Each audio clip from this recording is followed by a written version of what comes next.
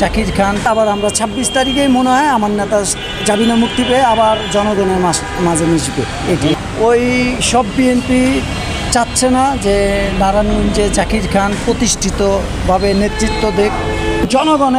জনগণ যারা আছে তারা তৈমুর আলম খন্দকারের বিচার চায়। মহানগর বিএনপি চাচ্ছে না এরকম কোনো কথা না। আওয়ামী লীগের কিছু দালালপন্থী ছিল যেটা বিএনপির মধ্যে চুপটি মেরে বসেছিল, ওরকম ধরনের কিছু নেতাকর্মী এখন 90 বিএনপির একটা বিষয় আছে না, ওই সব বিএনপি চাচ্ছে না যে নারায়ণগঞ্জে জাকির খান প্রতিষ্ঠিতভাবে নেতৃত্ব দেখ সকল জনগণকে নিয়ে।